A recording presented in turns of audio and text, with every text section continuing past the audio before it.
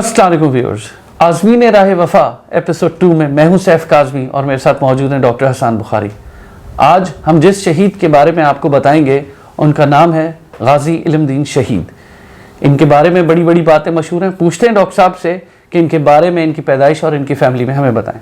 जी अस्सलाम वालेकुम डॉक्टर साहब। वालेकुम अस्सलाम। जी, इल्मदीन शहीद किसी तारुफ के मोहताज नहीं है और पाकिस्तान में तो वो एक सिंबॉलिक हैसियत रखते हैं हमारे लिए। और इल्मदीन शहीद जो है वो 1908 में पैदा हुए थे, दिसंबर 1908 में, और शहादत इनकी 1929 में हुई, तो टोटल 21 साल की उम्र उन्होंने पाई। और इनके वालिद तालेमंद तरखान थे और इल्मदीन शहीद जो हैं वो भी यही काम उनके साथ करते थे एज एन असिस्टेंट। तो इनके एक बड़े भाई मोहम्मद दीन भी थे। मोहम्मद दीन कुछ पढ़ लिख गए थे और रेलवे में मुलाजिम थे, जबकि इल्मदीन पढ़े लिखे नहीं थे और वो अपने वालिद साहब के साथ ही ये तरखान का काम करते थे। और इसके लिए कई जगह उन्होंने ट्रैवल भी किया अपने वालिद साहब के साथ। कुछ अरसा कोहाट में भी गुजारा, खानेवाल में भी गुजारा। तो बेसिकली कारीगर थे और बड़े मेहनती थे, लेकिन कोई लिटरेट नहीं थे या कोई बहुत उनको इंटेलेक्चुअल नहीं कहा जा सकता। एक सीधे साधा पंजाब का नौजवान जैसे होता है हमारे यहाँ, एक स्टीरियोटाइप आप समझ लें कि जो हंसने खेलने वाले और हैप्पी गो लकी किस्म के नौजवान होते हैं, तो उसी तरह की उनकी भी पर्सनालिटी थी। और basically he belong to a lower middle class family.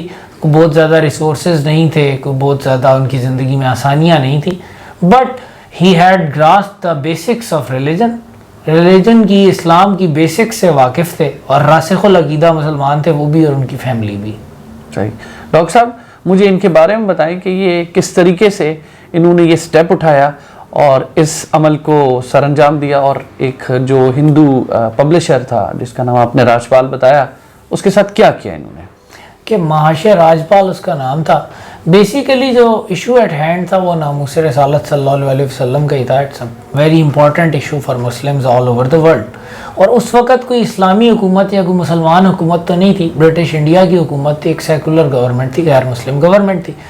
अब जो हालात वाक़यात हैं वो कुछ इस तरह हुए कि आर्या समाज के एक रुकन प्रसाद प्रताप ने, एक हिंदू एक्सट्रीमिस्ट तंजीम थी, उसने एक किताब, उसका नाम भी मैं लेना पसंद नहीं करूँगा क्योंकि उसका नाम भी काफ़ी ज़्यादा एहानत आमेज़ है। उसने एक किताब या एक पम्फलेट हज़रत मोहम्मद सल्लल्लाहु अलैहि वसल्लम के बारे में शाया करवाने लिखा, और वो बहुत ज़्यादा रकीक और इंतहाई एक लूड और लूडिक्रस किस्म के अटैक्स हज़रत मोहम्मद सल्लल्लाहु अलैहि वसल्लम की ज़ात पर किए गए।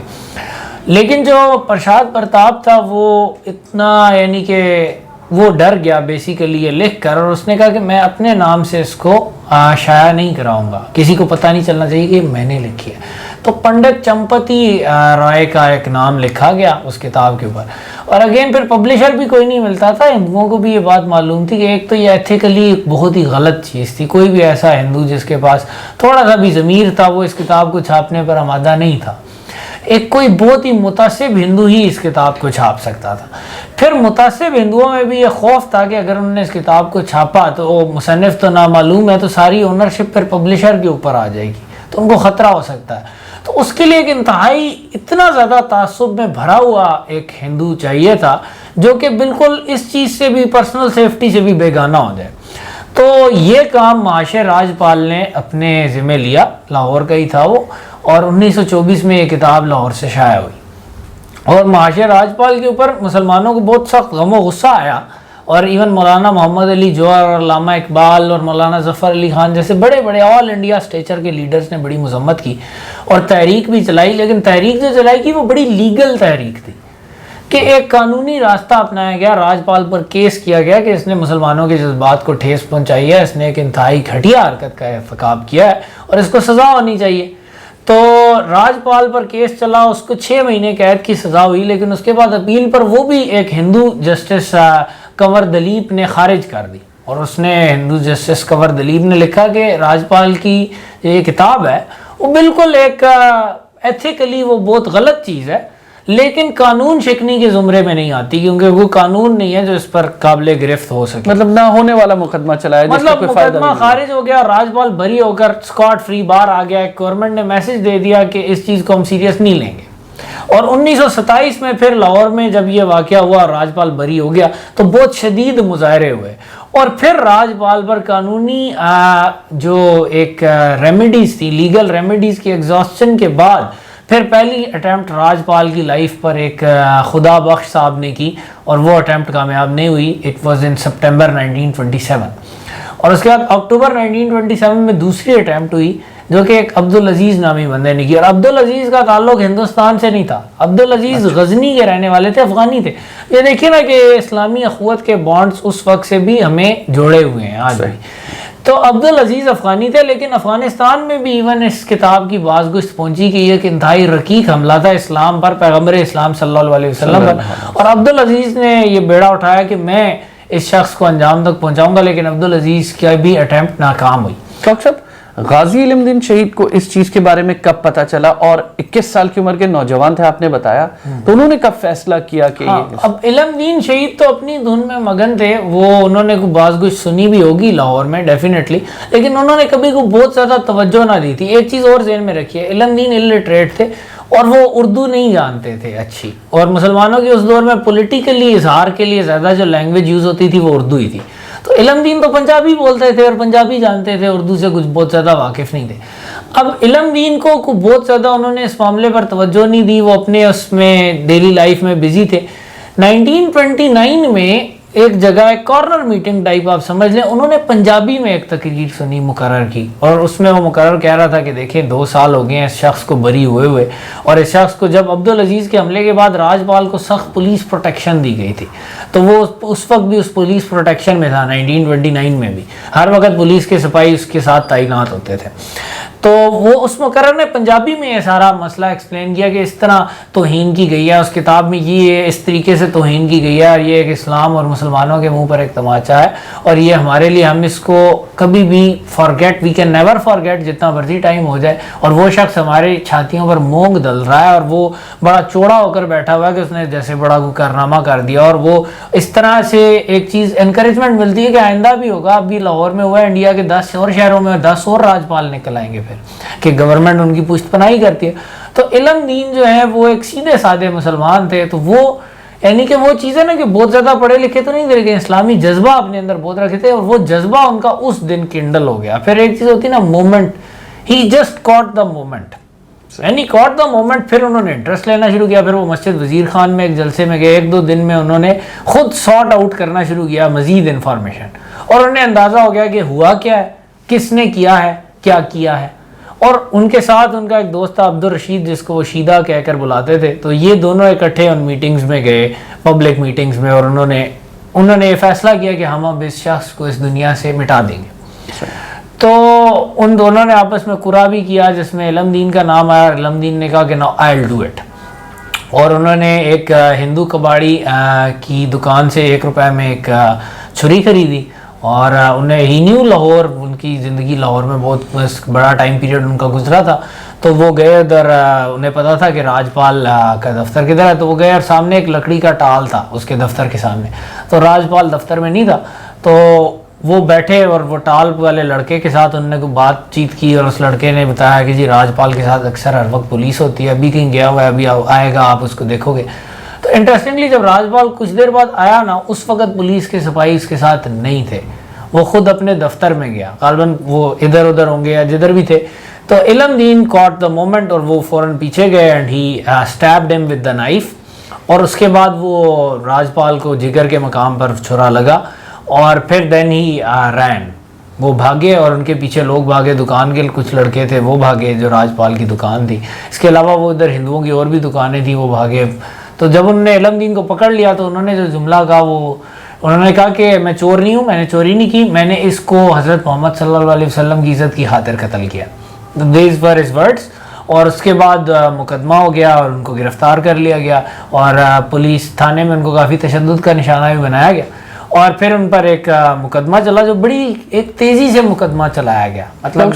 مطلب میں یہ مقدمے تک جاتا ہوں. ایک تو آپ نے مجھے مقدمے کی ساری تفصیلات بتانی ہے، دوسرا پھانسی تک ڈاکٹر صاحب کیا صورتحال رہی؟ کوئی مسلمانوں کے لیڈرز نے کوئی ان کا ساتھ دیا، کیا کیا؟ اب اگین مسلمانوں کی تو پریس میں اس واقعے کو ایک وہ کہا گیا کہ دیکھیے یہ گورنمنٹ کی شقاوت کی وجہ سے ہوا ہے، گورنمنٹ نے مسلمانوں کے جذبات پر کوئی توجہ نہیں دی. اور یہ چیز ہر ڈیسنٹ آدمی جانتا ہے کہ اسلام کیا کسی بھی مذہب کی اس طرح کی توہین کرنا جذبات کو بھڑکانے کا باعث بھی بنتی ہے، اور اس مذہب کے اوپر ایک سٹیٹمنٹ بھی ہوتی ہے یہ کہ اس مذہب کو کمزور کیا جائے، اس مذہب پر ایک حملہ کیا جائے. ایک انٹلیکچوئل اٹیک ہے جو کہ بہت پاورفل اٹیک ہوتا ہے. آپ اگر کسی بھی یعنی کہ مذہب کی بات کر لیں، عیسائیوں کے مذہب میں حضرت عیسیٰ ہیں جیسے، ان کے اوپر اگر بلاسفیمی کی جاتی ہے کسی بھی راسخ العقیدہ عیسائی کو آگ لگ جائے گی.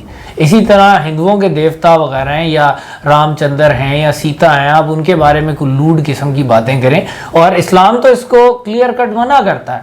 جو دین فطرت ہے اس میں کلیئر کٹ قرآن میں آیا تھا کہ ان کے خداؤں کو جن کو مانتے ہیں ان کو برا نہ کہو، منع کیا گیا. اسی وجہ سے منع کیا گیا کیونکہ یہ ایک ایسا ایک فساد اور فتنے کا باعث بھی بہت زیادہ بن سکتا ہے. پھر یہ ہیومن ڈیسنسی کے بھی خلاف ہے. لیکن یہ چیز جان جان کے پرووک کیا، گورنمنٹ نے اسے صرف نظر کیا. ان دی اینڈ علم دین گاٹ دا جاب ڈن. اس کے بعد پھر مقدمہ ہوا. مقدمے میں ان کو سزائے موت ہو گئی. اور انٹرسٹنگلی ایک چیز بتائی جاتی ہے کہ علم دین نے مقدمے کے دوران اس چیز سے انکار کیا. انہوں نے مقدمے کے دوران جو بیان دیا، انہوں نے کہا کہ میں نے نہیں مارا راجپال کو. انہوں نے ڈینائی کیا اس کو. عدالت نے خیر دے فاؤنڈ ہم گلٹی اور انہوں نے ان کو اس میں سزائے موت سنائی. اور اس کے بعد جو اپیل کرنی تھی آگے، اس کے لیے علامہ محمد اقبال اس میں خود انوالو تھے کیس میں، اور لاہور میں ہی وہ رہتے تھے. اور انہوں نے طالع من جو کہ علم دین کے والد تھے ان کو کہا کہ آپ محمد علی جناح کو ہائر کریں، بامبے میں ہوتے ہیں. اور یہ ایک اور چیز بھی مشہور ہے کہ قائد اعظم جو ہیں وہ انہوں نے یہ مقدمہ فری آف کاسٹ لیا. انہوں نے فری آف کاسٹ نہیں لیا تھا. ظفر نگینہ صاحب کی جو کتاب ہے علم دین شہید کے بارے میں، اس میں سارے واقعات لکھے.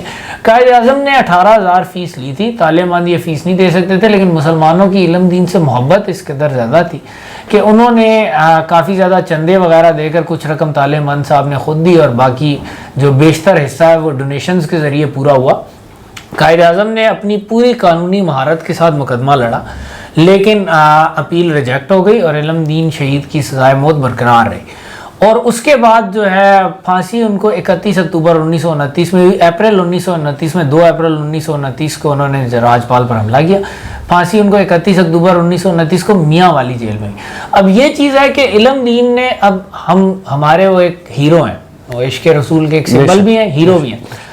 یہاں پر ان کی سٹوری میں یہ مورل بھی لگتا ہے کہ heroes are human beings, they are not perfect. تو جب ان کے دوست عبدالرشید ان سے جیل میں ملنے بھی گئے تو انہوں نے کہا یار مجھے ایک ریگریٹ ہے کہ میں نے عدالت میں یہ جھوٹ بولا کہ میں نے اس کو نہیں مارا، اور میں نے یہ میرے بڑوں نے کہا تھا کہ یار آپ نے راجپال کو مار دیا ہے، مشن آپ کا پورا ہو گیا ہے، آپ نے آنر کو ڈیفینڈ کر لیا ہے، لیکن اب آپ اپنی زندگی بچانے کے لیے یہ بات کہیں. اور انہوں نے مجھے کہا اور میں نے یہ بات کہی اور مجھے نہیں کہنی چاہیے تھی، اور میں اب بھی ہر نماز کے بعد اللہ تعالیٰ سے اس کی معافی مانگ رہا ہوں. اور 30 اکتوبر 1929 کو جب ان کی فیملی ان سے ملنے آئی آخری ملاقات کے لیے تو ہی واز ویری ہیپی. اور انہوں نے کہا کہ آج رات میری خواب میں اللہ تعالیٰ کے پیغمبر حضرت موسیٰ علیہ السلام آئے اور انہوں نے مجھے یہ بشارت دیا کہ آپ کا یہ جو گناہ یہ معاف ہو گیا. اور انہوں نے جو وصیت لکھی وہ بڑی انٹرسٹنگ ہے اور وہ ہر مسلمان کو پڑھنی چاہیے. انہوں نے کہا کہ میں شہید ہوا، میں نے جو کام کیا اس سے یہ مطلب نہیں ہے کہ سارے بخشے گئے جو میرے ارد گرد کے ہیں، اور میں اپنے رشتہ داروں کو، اپنے والد کو، اپنے بھائی کو، اپنی ماں کو، سب کو یہ وصیت کرتا ہوں کہ آپ احکام شریعہ پر عمل کیجئے، نماز زکوٰۃ کا خیال کیجئے اور حضرت محمد صلی اللہ علیہ وسلم کے بتائے ہوئے طریقے پر چلیں. صرف اسی طریقے سے آپ کی نجات ممکن ہے. اور انہوں نے بڑی جرأت اور بہادری کے ساتھ پھانسی کے پھندے کو فیس کیا اور 31 اکتوبر 1929 کو وہ شہید ہو گئے. لیکن شہید کبھی مرا نہیں کرتے، وہ زندہ ہوتے ہیں اور وہ ایک سمبل کی حیثیت سے آج بھی زندہ ہے.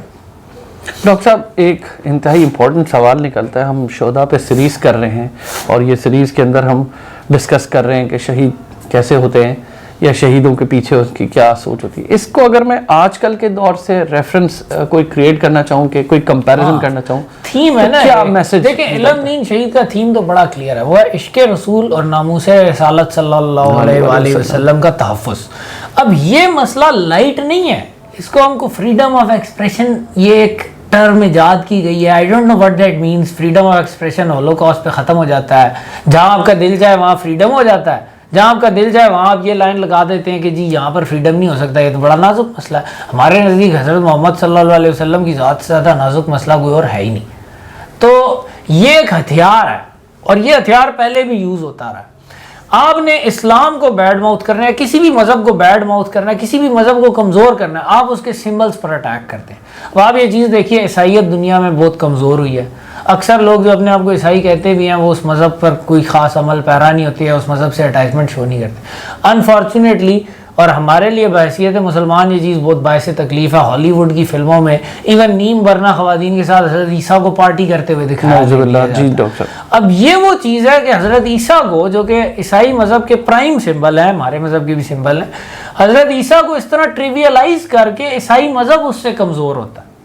اس سے یہ چیز واضح ہوتی ہے کہ ایک اہانت کا, ایک ٹھٹھے کا اس کو سمبل کو بنا دیا جائے. جیسے اس کی آپ اگزامپل یہ لیں کہ ایک بندہ کسی فلیگ کا انڈر ویئر بنا لے, ٹھیک ہے, اور پھرتا رہے سڑکوں پر, ٹھیک ہے. اگر آپ دیکھیں کہ پاکستان کے فلیگ پر کوئی پیشاب کر رہا ہوں, جو بھی بندہ پاکستان سے محبت رکھتا ہے وہ اس چیز پر بہت زیادہ برف روکتا ہوگا. لیکن اگر آپ نے پاکستان کو ڈسگریس کرنا ہے, اور ایون یہ طریقہ لوگوں کو یہ دکھانے کے لیے بھی ہوتا ہے کہ جس چیز سے آپ محبت کر رہے ہیں وہ اس قابل ہی نہیں, اس کو ڈسگریس کیا جاتا ہے. تو وہ چیز ہے کہ ڈسگریس کرنا مذہب پر ایک انتہائی ایک یہ انٹلیکچوئل اٹیک ہوتا ہے, کوئی بھی مذہب ہو اس پر ہوتا ہے. اور اسی لیے, اور یہ ایک انتہائی بلو دا بیلٹ اٹیک ہے کسی بھی مذہب کے لیے. اسی لیے اسلام میں منع کیا گیا. مسلمان کے لیے جائز نہیں ہے کہ وہ کسی دوسرے کے مذہب پہ اس طرح اٹیک کرے. اسی طرح ہم یہ بھی برداشت نہیں کریں گے کہ ہمارے مذہب پہ کوئی اس طرح اٹیک کرے. اور حضرت محمد صلی اللہ علیہ وسلم کی اپنی لائف میں یہ چیز اسٹیبلشڈ ہے, ناموس رسالت کی امپورٹنس, اسی لیے اس کی اتنی سخت سزا بھی ہے, بیکاز دس از امپورٹنٹ. اب جیسے کہ آپ مثال لے لیں کہ ہوموسیکشوالٹی کی مثال لے لیں, اس کی سزا جو ہے وہ ایک نیچر کے خلاف بغاوت کا فعل ہے. اسلام دین فطرت ہے, اس کی سزا سخت ہے. حالانکہ لوگ کہتے ہیں, ابھی بھی لبرل کہتے ہیں, جی کیا نقصان ہوا کسی کا. یہ اس طرح نہیں ہے. انسانوں کے بنائے ہوئے قانونوں پر انسانوں کو انسانوں کے ذریعے ہی غلام بنانے کے کام وہ آ سکتے ہیں. ہم لوگ مسلمان ہیں, ہم اللہ کے بنائے ہوئے قانون میں یقین رکھتے ہیں. ہماری اسٹیٹ بھی, اب اس وقت جب علم دین نے یہ ایکٹ کیا تب اسٹیٹ اسلامی اسٹیٹ نہیں تھی, پھر بھی مسلمانوں نے پوری کوشش کی کہ ڈیسنسی اور ایک قانون کے دائرے میں رہا جائے اور اس شخص کو سزا دلوائی جائے, اس کو ڈیٹر کروایا جائے کہ یہ ہمارے لیے امپورٹنٹ مسئلہ ہے. لیکن گورنمنٹ نے کوئی پرواہ نہیں کی, کیونکہ گورنمنٹ کو اپنے اس میں کوئی انٹرسٹ نہیں تھا.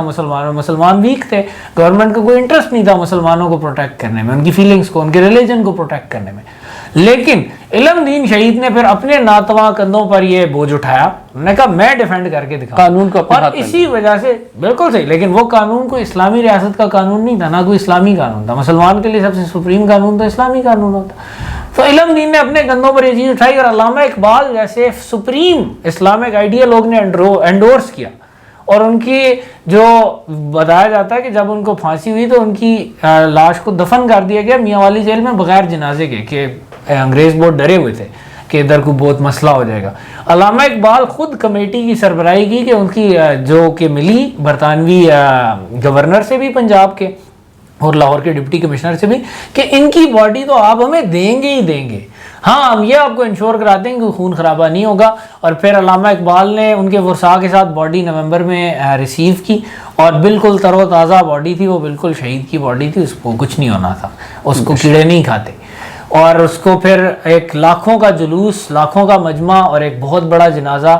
اور علامہ اقبال نے کہا اسی گلاں کردے رہ گئے, ترخانہ کا منڈا بازی لے گیا. تو یہی بات انہوں نے کہی کہ اس نے ڈیفینس کر کے دکھایا, اس نے گوروں کو بھی بتا دیا کہ یہ چیز لائٹ نہیں لی جا سکتی, جو بھی یہ کرے گا does it at his own risk. اور یہ چیز ہے کہ علم دین ہمارے لیے سمبل ہے عشق رسول کے, ناموس رسالت صلی اللہ علیہ وسلم کے ڈیفینس کے. لیکن سمبل وہ اس چیز کے ہیں اور کسی چیز کے نہیں ہیں. اس چیز کو ذہن میں رکھیے, ناموس رسالت صلی اللہ علیہ وسلم پر حملہ ہوتا ہے, ہمارے دلوں کو آگ لگتی ہے, لیکن وہ حملہ کس طرح ہوتا ہے. ایک شخص جو کہ حضرت محمد صلی اللہ علیہ وسلم کی اہانت کرتا ہے, وہ اس کی جو سزا ہے وہ پاکستان کے آئین میں بھی لکھی ہے, اس کی وہی سزا ہے. لیکن اسٹیٹ جب خود نیگلیجنس کر دیا, ہمارے ہاں یہ لا موجود ہے 295C, اسٹیٹ خود, آج تک اسٹیٹ نے کبھی لا کو امپلیمنٹ کر کے اس کو ڈیفینڈ خود نہیں کیا. اسٹیٹ نے آؤٹ سورس کیا ہوا لنچ مابس کو, بزدلی کی انتہا اور اسٹیٹ کا فیلئر. اور اسی طریقے سے پھر فساد پھیلتا ہے, کیونکہ لنچ ماب یا ماب کبھی کسی کے کنٹرول میں نہیں رہتی. اور وہ تو موب کا جسٹس کون سا جسٹس ہوتا ہے؟ پھر یہ افسوسناک ترین واقعات ہوتے ہیں، جیسے پاکستان میں بھی ہوئے ہیں کہ توہین مذہب کے نام پر کسی بے گناہ کو مار دیا جاتا ہے. ابھی پیچھے واقعہ ہوا ہے وہ سری لنکن شہری والا، انتہائی افسوسناک واقعہ. میرے نزدیک اس طریقے سے بھی ناموس رسالت ایک ایسے ہے جیسے ایک بہت کوئی پاکیزہ برتن ہوتا ہے. اس میں گندگی ڈالنے کا صرف ایک طریقہ یہ نہیں ہے کہ کوئی حضرت محمد صلی اللہ علیہ وسلم کی توہین کرتا ہے، بلکہ حضرت محمد صلی اللہ علیہ وسلم کی ناموس کا نام لے کر ظلم کرنا، کسی بے گناہ کو مارنا، میرے نزدیک یہ بھی ناموس رسالت صلی اللہ علیہ وسلم کے پاکیزہ برتن میں گند ڈالنے کے مترادف ہے. یہ بھی اس کو خراب کرتا ہے. پھر ایک چیز سینکٹیفائڈ ہے، آپ اس میں جھوٹ انڈیو وائلنس کو ڈال رہے ہیں تو وہ بھی غلط ہے ڈاکٹر صاحب. مطلب ایک چیز ہے نا violence, again violence is not inherently, تو وائلنس پھر کسی کو بھی سزائے موت دی جاتی ہے، اٹس اے وائلنٹ ایکٹ، لیکن قانونی ایکٹ ہے نا، اس نے ایک جرم کیا، اس کی سزا بھائی. لیکن جو بے گناہ کے ساتھ وائلنس ہوتا ہے، that is one of the worst thing that can happen. اور اس چیز کا نام لے کر بے گناہ پر وائلنس کرنا، بحیثیت مسلمان میں اس کو خود ایک حضرت محمد صلی اللہ علیہ وسلم کی ذات کے اوپر یہ چیز ہے کہ حضرت وٹ وڈ حضرت محمد صلی اللہ علیہ وسلم سے He always stood for justice himself. اور جسٹس یہ ہے کہ جو شخص یہ ایکٹ کرے اس کو قرار واقعی سزا دی جائے اسٹیٹ کی طرف سے قانونی طریقے سے. اگر اسٹیٹ بزدلی دکھاتی ہے، امریکیوں سے ڈرتی ہے، یورپین سے ڈرتی ہے، شیم آن them. لیکن اگر کسی بے گناہ کے سر کا ایک بال بھی اس طریقے سے ہارم کیا جاتا ہے، that is deplorable, that is despicable, that is completely contrary to the Islamic injunctions. اور اس کو بھی ڈسکریج کرنا، یہ سارا جو چیز ہے نا، یہ ساری تھیوری ہے، اس کے سمبل ہمارے نزدیک غازی علم دین شہید ہے. وہ ہمارے وہ سمبل ہیں جو پاکستان بننے سے 18 سال پہلے انہوں نے ایکٹ کر کے دکھایا. علامہ اقبال نے ان کو انڈورس کیا جو پاکستان کے آئیڈیل ہو گئے. ان دونوں کو ساتھ رکھے نا تو مسئلہ ناموس رسالت، اس کی امپورٹنس، اس کو کس طرح انفورس کرنا ہے بحیثیت مسلمان، وہ ہماری سمجھ میں آ جاتا ہے. اور یہ ڈسٹنکشن آف کورس ہے کہ اسلامی ریاست کے اندر اس کو کس طرح ہینڈل کیا جائے گا، غیر اسلامی ریاست کے اندر کس طرح ہینڈل کیا جائے گا. جیسے کہ اور یہ چیز بھی بڑی پرانی ہے کہ اس ایشو کو یوز کر کے اسلام پر حملے کرنا. 850 میں ایک متعصب عیسائی یولوجیس نے یہ موومنٹ شروع کرائی تھی کہ وہ لوگوں کو برانگیختہ کرتا تھا کہ وہ چوکوں میں جا کر، اسپین میں اس وقت اسلامی حکومت تھی، حضرت محمد صلی اللہ علیہ وسلم کو گالیاں نکالیں، ان کی امہات کو گالیاں نکالیں. جتنے بڑے عیسائی پادری تھے اس وقت جو لرنڈ تھے عیسائی تھیولوجی میں، انہوں نے یولوجیس کو منع کیا، انہوں نے اس کی مذمت کی، سرکاری طور پر بھی مذمت ہوئی. لیکن یولوجیس ایک بہت متعصب عیسائی تھا اور اس کو یہ بات پتہ تھی کہ مسلمانوں پر حملہ کرنے کا ایک طریقہ ہے. دوسرا اس کے ذہن میں یہ بات تھی کہ اس کو اس چیز میں بہت بری لگتی تھی کہ جی اسپین کے عیسائی عربی بھی پڑھ رہے ہیں، وہ کہتا ہے یہ اب عربی پڑھیں گے کل یہ مسلمان ہوں گے. وہ چاہتا تھا کہ مسلمانوں اور عیسائیوں کے درمیان ایک بڑی نفرت کی بنیاد رکھی جائے، اور اس کے لیے اس کو سب سے اچھا طریقہ یہی لگا. اور اسٹیٹ نے جو ریسپانس اس پر دیا وہ یہ تھا کہ ہر بندے کو ریکانٹ کرنے کا موقع دیا گیا. جب اس نے نہیں کیا تو لا عمل میں آیا اور ان کو پنشمنٹ دی گئی، اور یولوجیس خود بھی پھر پھانسی کے تختے تک پہنچا. اور اس کے بعد وہ تحریک دم بھی توڑ گئی. جب ڈیٹرنٹ پنشمنٹ دی گئی، اس فساد کا خاتمہ ہو گیا. اگر اس فساد کو جاری رہنے دیا جاتا، مسلمانوں کے جذبات اور بھڑکتے، عیسائیوں کے قتل عام شروع ہو جاتے اسپین میں. لیکن ہم آج تک جانتے ہیں کہ اسپین میں مسلمانوں کی حکومت رواداری کی ایک مثال تھی. اس گورنمنٹ کی رواداری کے پیچھے رول آف لا بھی تو تھا. یہ چیز بھی تو ذہن میں رکھیے. لوگوں کے پیشنز کو انفلیم ہونے سے بچانے کا طریقہ یہ کہ لا بنائیں، سب کو بتائیں یہ لا ہے اور اس لا کو انفورس کریں. اور اس میں انفارچونیٹلی پاکستان کی اسٹیٹ فیل ہوتی رہی ہے. اپنے فاؤنڈنگ فادرز قائد اعظم اور علامہ اقبال کی طرح ہم لوگ غازی علم دین شہید کی روح کے آگے بھی اب شرمسار ہیں. اللہ تعالیٰ ہمیں ہدایت بخشے. آمین آمین. شکریہ ڈاکٹر صاحب، بہت شکریہ. بڑا ڈیٹیل اور بڑا کلیئر میسج آپ نے دیا ہے. ویورز انشاءاللہ اگلے پروگرام میں پھر حاضر ہوں گے. دیکھتے رہیے ہمارا پروگرام آزمین راہ وفا. Thank you.